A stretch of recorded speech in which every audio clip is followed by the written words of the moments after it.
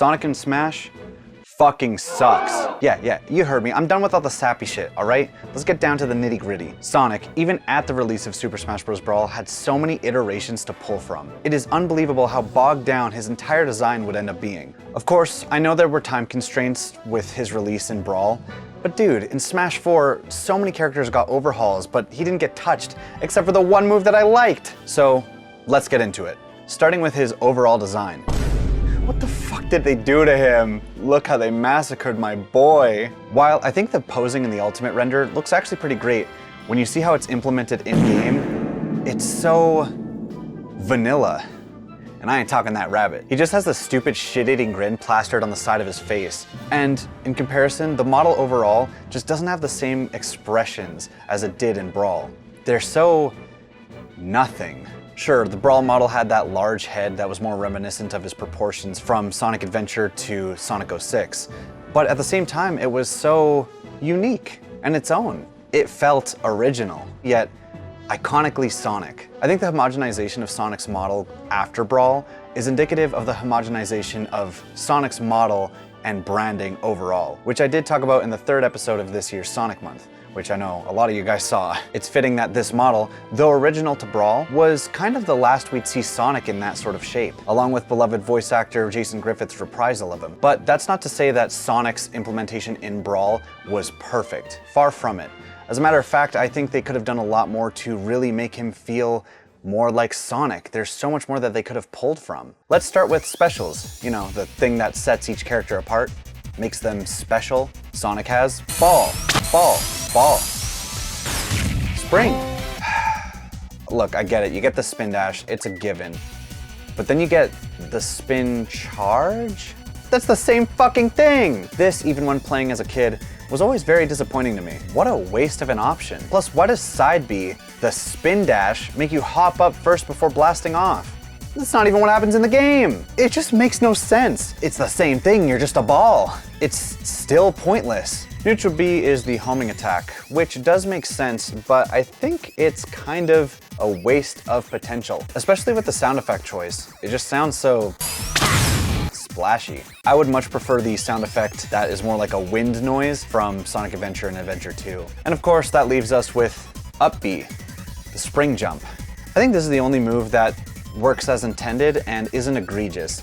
Though it's weird, you use the sound bite for modern Sonic homing attacks, but you use the classic spring. I almost feel like it would have been cooler to have the springs from the modern titles instead. But it really doesn't matter, it's only a nitpick. Jabs, grabs, tilts, and aerials all basically remain the same, aside from the up air. Scissor Kick, which was implemented from Smash 4 and Ultimate with its snappy animation. However, the one smash attack that they decided to change was my favorite from Brawl, his down smash. Why? I know I just complained about his ball usage, but like, it was the only distinct one. What with Sonic rolling around at the speed of sound? I can never have anything. I don't know, man. There was just something to that Brawl down smash that just worked for me. And when I played Smash 4, I noticed its lack of inclusion. Brawl also introduced the legendary Smash Ball and Final Smash transformations. Sonic's was fucking broken. I would always zip around and just destroy everybody. And I understand how it had to be changed, but it got worse with every game. Smash 4, you still sort of zip around, but you have less control. And in Smash Ultimate, yeah, that shit fucking sucks. It just doesn't feel like Super Sonic anymore. Honestly, if you're gonna strip it away that much, I would have rather they do the cutscene thing like Ridley's, where he just takes them to space and like just blasts through them or something cool like that. Like the bosses in Frontiers.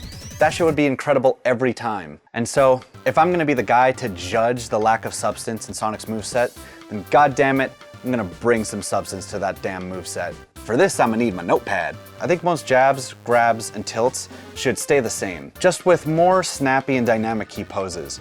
Posing is naturally a part of his design, so I think there's value in that. With a character so fast, you need to give him some style to compensate for the little amount of legibility of his quick moves. Up and down smash can remain as they were in Brawl. Side smash is, get ready for it, the boost. Controversial take, but I think his wind-up punch and smash is fucking lame. And once again, wasted potential. Even though it would be unorthodox, I think the boost would be the same energy as Mega Man's side smash, where it doesn't necessarily feel like a smash attack, but it works well, especially for people who don't see it coming. I think it would work kind of like Wonder Wing, but, you know, with Sonic's boost meter. And more similar to Puff Rollout and Yoshi's Egg Roll, it would be harder to control. I think implementing a meter system to earn boost would be sick too.